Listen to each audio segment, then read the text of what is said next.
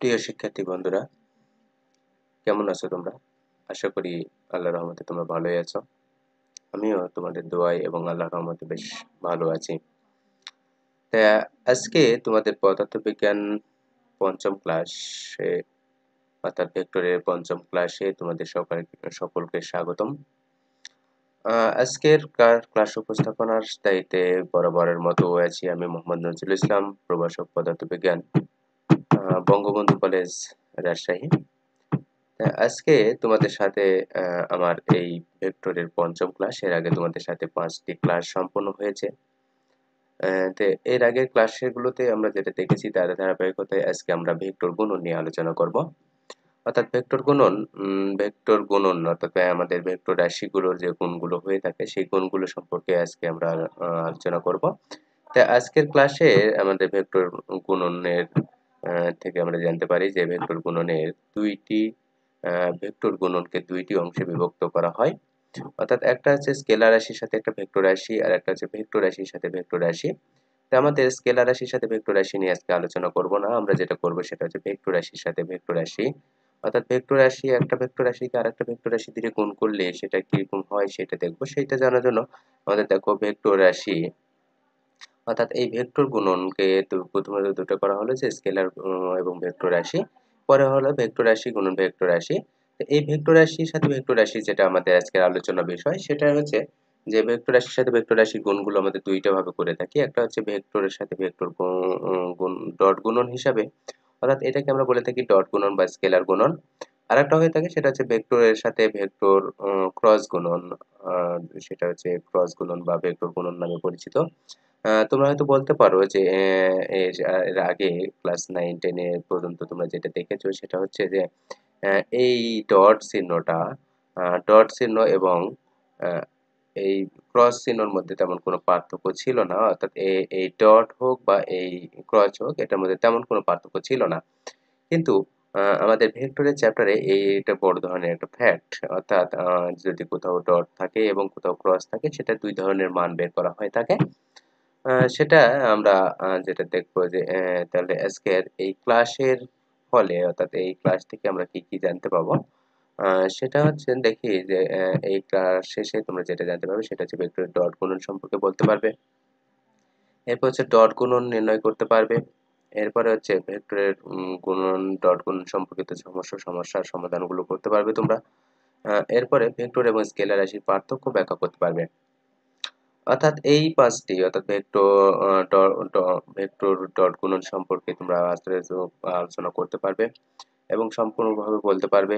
এরপর হচ্ছে ডট গুণন নির্ণয় করতে পারবে। অর্থাৎ একটা ভেক্টরের সাথে আরেকটা ভেক্টরের যদি ডট গুণন থাকে সেটা তোমরা সহজেই বের করতে পারবে। এরপরে হচ্ছে ভেক্টরের ডট গুণন সম্পর্কিত সমস্যার সমাধানগুলো করতে পারবে এবং স্কেলার রাশির ব্যাখ্যাগুলো করতে পারবে। তো যাক আমরা আজকে মূল আলোচনায় চলে যাই। তা আজকে আমাদের যে আলোচনার বিষয় অর্থাৎ ভেক্টর গুণনের যে ২ টা গুণন, সেই ২ টা গুণনের মধ্যে আজকে আমরা ১ম অংশটা অর্থাৎ স্কেলারের সাথে ভেক্টরের সাথে ভেক্টরের যে গুণ রাশি হয় সেটা আমরা বের করব। আচ্ছা আমরা এখন দেখি যে ধরি যে একটা ভেক্টর সেটা হচ্ছে একটা ভেক্টর রাশি যার ৩ টা উপাংশ রয়েছে অর্থাৎ ax, ay এবং az, অর্থাৎ ৩ অংশ বরাবর আমরা একটা ভেক্টর ধরেছি। সেই ভেক্টরের একটা c মানের একটি স্কেলার দিয়ে গুণ করলে যেটা হবে সেটা হচ্ছে অর্থাৎ c অফ ভেক্টর a। যখন আমরা এটাকে গুণ করব অর্থাৎ কোনো স্কেলার রাশি দিয়ে যদি কোনো ভেক্টর রাশিকে গুণ করি তাহলে সেটা প্রত্যেকটা অংশের সাথে অর্থাৎ x অক্ষ বরাবর যে উপাংশ থাকবে, y অক্ষ বরাবর যে উপাংশ থাকবে এবং z অক্ষ বরাবর যে উপাংশ থাকবে সেই অক্ষ বরাবরগুলোর সাথে আমরা আলাদাভাবে গুণ করে দেব। অর্থাৎ ভেক্টরের যে বিনিময় সূত্রটা আছে সেই অনুযায়ী আমরা কাজ করব। এখন উদাহরণ হিসেবে আমরা একটা ধরতে পারি যে একটা ধরে নিলাম যে একটা ভেক্টর b ভেক্টর, সেই b ভেক্টর সমান হচ্ছে 3 i cap plus 4 j cap minus 10 k cap. এখন এই ভেক্টরটাকে আমরা একটা স্কেলার রাশি অর্থাৎ 6 দিয়ে যদি গুণ করি তাহলে আমরা কি পাবো? 6 of b vector is equal 6 into 6 into 3 i cap plus 4 j cap plus 10 k cap is equal এইটাকে যদি আমরা গুণ করি অর্থাৎ স্বাভাবিক গুণের নিয়মে যদি আমরা গুণ করি তাহলে এখানে পাবো 18 i cap plus 24 j cap minus 60 60 K cap. এখন এই তো গুণের প্রকৃতিটা কি হচ্ছে, গুণের প্রকৃতিটা হচ্ছে স্কেলারের সাথে ভেক্টর যখন গুণ করব তখন সেটা আমরা আরেকটা ভেক্টর রাশি পাচ্ছি। দেখো এখানে এই 6 টা ছিল স্কেলার রাশি এবং b টা ছিল ভেক্টর রাশি। এখন এই দুটাকে যখন আমরা গুণ করেছি, অর্থাৎ গুণ করার পরে আমরা যেটা পেয়েছি সেটা হচ্ছে অবশ্যই তোমরা এটা দেখতে পাচ্ছ যে যেহেতু i ক্যাপ, j ক্যাপ এবং k ক্যাপ, অর্থাৎ এই তিনটা একক ভেক্টর দ্বারা প্রকাশ করা হয়েছে, তার মানে এটা অবশ্যই একটা ভেক্টর রাশি। তো সেই কারণে গুণের প্রকৃতি অনুযায়ী আমরা যদি স্কেলার রাশির সাথে ভেক্টর রাশি গুণ করি তাহলে সেটা অবশ্যই আমাদের একটা ভেক্টর রাশি পেয়ে থাকি। এখন দেখো ভেক্টরের সাথে ভেক্টর ডট গুণন কিভাবে সম্ভব হয়, অর্থাৎ ডট গুণন বা স্কেলার গুণন। এখন এখানে আমরা উদাহরণ হিসেবে ধরে নিতে পারি যে এ একটি ভেক্টর যাকে ax i cap plus ay j cap plus az k cap, এবং বি অপর একটি ভেক্টর যেখানে bx i cap plus by j cap plus bz K cap. এবং থিটা সমান, অর্থাৎ ওই দুইটা ভেক্টর যখন ক্রিয়া করবে, অর্থাৎ একটার সাথে আরেকটা যখন ক্রিয়া করবে, এই ক্রিয়া করার মধ্যবর্তী অবশ্যই একটা কোণ থাকবে। সেটা হতে পারে 0 ডিগ্রি অথবা হতে পারে 180 ডিগ্রি, যে কোনো ডিগ্রি হতে পারে। সেই ভেক্টরের সাথে যখন ভেক্টর আমাদের ক্রিয়া করবে তখন এই থিটা দ্বারা সেই ভেক্টর দুটির মধ্যবর্তী কোণ বোঝানো হবে। তাহলে আমরা এই দুটো ভেক্টরকে যদি a ডট b ভেক্টর লিখি তাহলে এটা আমরা দুইটা ভাবে নির্ণয় করতে পারি।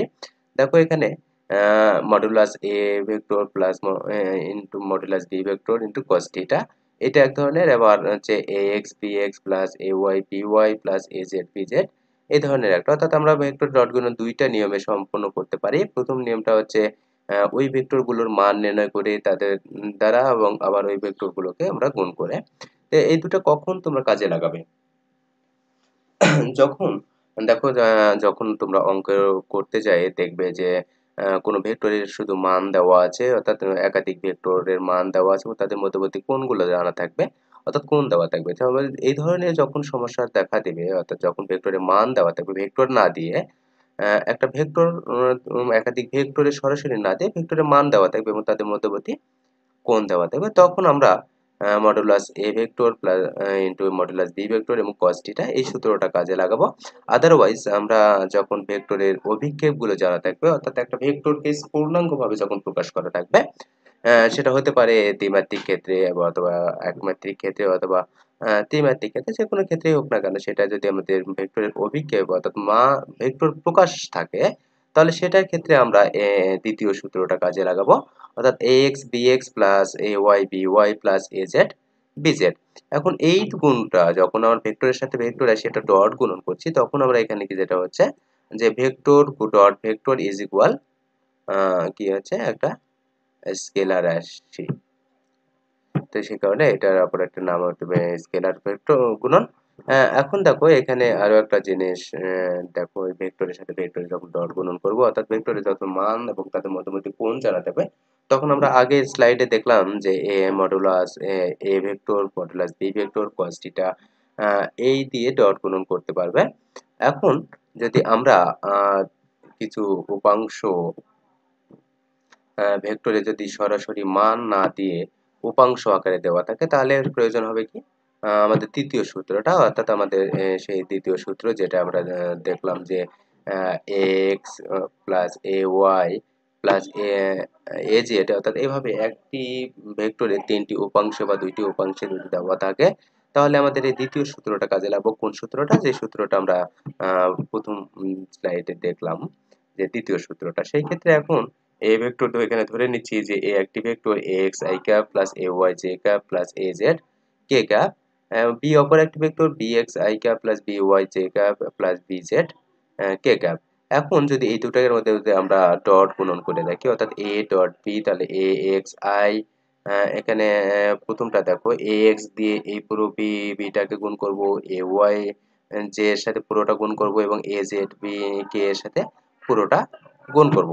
এখন গুণ করার পরে স্বাভাবিকভাবে যখন আমরা একটি রাশির সাথে আরেকটা রাশি গুণ করি তাহলে সেটা কি করে, যে এটার সাথে এইটা গুণ করব, এটার সাথে এইটা গুণ করব, এটার সাথে এইটা গুণ করব, অর্থাৎ ax এর সাথে bx by bz এই তিনটাই গুণ করব, আবার ay এর সাথে bx by bz এই তিনটাই গুণ করব এবং az এর সাথে bx by এবং bz এই তিনটাই গুণ করব।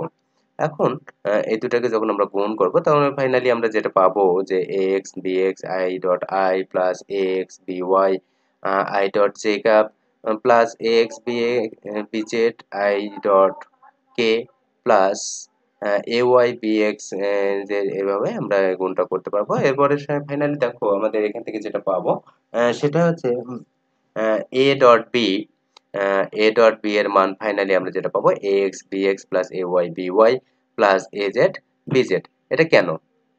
এখানে দেখো ভেক্টরের ডট গুণনের ক্ষেত্রে আমরা যে সূত্রটা ব্যবহার করে থাকি সেটা হচ্ছে এই আমি কালার করে দেখাচ্ছি যে I dot I is equal 1 হবে, J dot J is equal 1 হবে, কে ডট কে ইজ ইকুয়াল 1 হবে। আদারওয়াইজ সেটা 1 হবে না, 0 হবে। অর্থাৎ i এর সাথে যে তুমি যদি j গুণ করো বা i এর সাথে k গুণ করো বা j এর সাথে i গুণ করে j এর সাথে k গুণ ডট গুণন করো তাহলে সেখানে আমরা যে মানটা পাবো সেটা 0 হবে। তাহলে সেই ক্ষেত্রে আমাদের প্রথম দ্বিতীয় লাইনে যেটা দেখা যাচ্ছে যে ax bx এ যখন আছে তখন i ডট i আছে। পরের গুলোতে কিন্তু সেভাবে নেই। পরের অংশটাতে ক্ষেত্রে j ডট j আছে, তাহলে j ডট j এর সহগগুলো কি আছে ay by, এবং তৃতীয় অংশটাতে আমরা যেটা দেখছি এখানে k ডট k আছে, এখানে আছে ax bx। এই ক্ষেত্রে আমরা যেটা লিখলাম সেটা হচ্ছে যে ax bx plus ay by plus az bz। এখন এটা যদি আমরা একটা ত্রিমাত্রিক স্থানাঙ্ক ব্যবস্থায় দেখাই তাহলে এখানে দেখো যে তিনটি স্থানাঙ্ক অর্থাৎ x অক্ষ বরাবর, y অক্ষ বরাবর এবং z অক্ষ বরাবর। তো x অক্ষ বরাবর যখন আমরা লিখবো তখন i ভেক্টর x অক্ষ বরাবর যেটা স্থানাঙ্ক পাবো অর্থাৎ আয়ত ভেক্টর যেটা পাবো সেটা হচ্ছে আয়ত একক ভেক্টর i ডট, এবং যে অক্ষ y অক্ষ বরাবর যেটা পাবো যেটা হচ্ছে j, এবং k z অক্ষ বরাবর যেটা পাবো সেটা হচ্ছে k। এখন এই k এর মানটা কোথায় হবে? এই ভেক্টরগুলোর দিক কোন দিকে হবে? আসলে দেখো যদি আমরা কম্পিউটার বা ল্যাপটপ বা বইয়ের পৃষ্ঠা বা খাতা পৃষ্ঠা যেটা ধরি না কেন এটা অবশ্যই দ্বিমাত্রিক একটা স্থানাঙ্ক ব্যবস্থা। এই দ্বিমাত্রিক স্থানাঙ্ক ব্যবস্থায় কখনো ত্রিমাত্রিক জিনিসটা দেখানো সম্ভব হয় না। তো এখানে আমাদের i এর মান অর্থাৎ i একক ভেক্টরের মান 1 হবে, j একক ভেক্টরের মান 1 হবে, k একক ভেক্টরের মান 1 হবে। যেটা এইটা দেখানোর উদ্দেশ্যটা হচ্ছে যে এখানে i dot i is equal 1 যে কি হলো সেটা আমি কেমনে পেলাম? তাহলে i ডট i দেখো এখানে i ভেক্টরের মান 1 হচ্ছে, j ভেক্টরের মানও 1 হচ্ছে, k ভেক্টরের মানও 1 হচ্ছে। এখন যদি এর ব্যত্যয় ঘটে অর্থাৎ i এর সাথে j যদি গুণ অবস্থায় থাকে তাহলে সেটা আমাদের কখনো এটা হবে না। তো সেই কারণে এখানে i dot i is equal 1 হচ্ছে, j dot j is equal 1 হচ্ছে, k dot k is equal 1 হচ্ছে। এখন এই ক্লাস সম্পর্কিত আমাদের বেশ কিছু প্রবলেম অর্থাৎ আমাদের বাস্তব অঙ্ক করতে চাই যে ধরনের সমস্যাগুলো সমাধান হয় সেই ক্ষেত্রে অঙ্কগুলো আমরা দুইটি উদাহরণ দেখতে পারি। দুইটি উদাহরণের মধ্যে প্রথম ভেক্টর দেখো a ভেক্টর সমান দেওয়া আছে 30 ইউনিট, b ভেক্টর সমান দেওয়া আছে -20 ইউনিট, এবং 60 গুণে ক্রিয়া করলে এদের ডট গুণন কত হবে। এখন এই ধরনের অর্থাৎ আমি আগেই বলেছি যে প্রথম দিকে দেখালাম যে যখন আমাদের স্লাইড কোনো ভেক্টরের মান দেওয়া থাকবে অর্থাৎ এখানে দেখো 30 ইউনিট 20 ইউনিট এবং তাদের মধ্যবর্তী ক্রিয়ারত কোণ দেওয়া আছে তাহলে সেটাই আমরা আহ, আহ, প্রথম সূত্রের সাহায্যে সমাধান করতে পারি। অর্থাৎ সময় সেই ক্ষেত্রে আমরা যেটা করবো যে a dot b is equal modulus a vector modulus b vector এবং cos থিটা।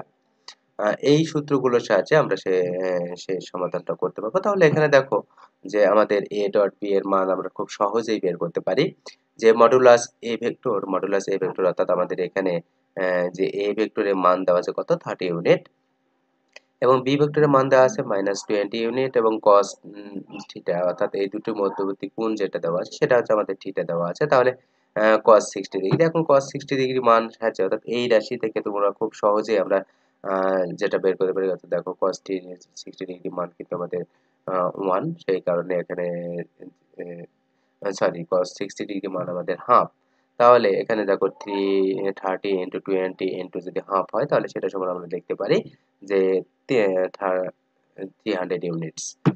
এখন দেখো এখানে 300 ইউনিটস লেখার কারণে আমরা আগে বলেছি যে একটি ভেক্টর রাশির মানের সাথে আরেকটি ভেক্টর রাশির মান যদি গুণ করা হয় তাহলে সেটা আমাদের একটা স্কেলার রাশি পাওয়া যায়, সেই যেটা আমরা এখানে পেয়েছি।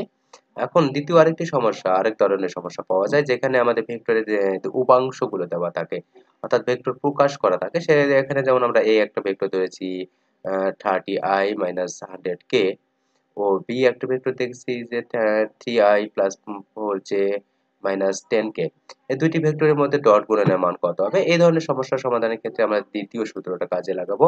অর্থাৎ দ্বিতীয় ক্ষেত্রে আমরা যেটা দেখলাম যে a ডট b সমান ওই দুটো ভেক্টরের গুণফল, অর্থাৎ এই 30 দিয়ে আমি এই দুটোকে গুণ করব একবার, এই 100 দিয়ে এই সবগুলোকে গুণ করব একবার।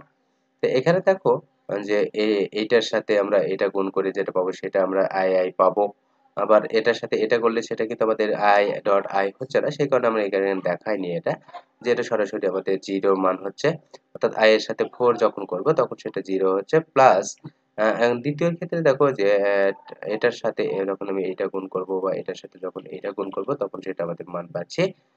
দেখো শুধুমাত্র কে টা দেখাচ্ছি এখানে 100 ইনটু -10। এখন এখানে 100 ইনটু 10 কখনোই লিখবে না তোমরা।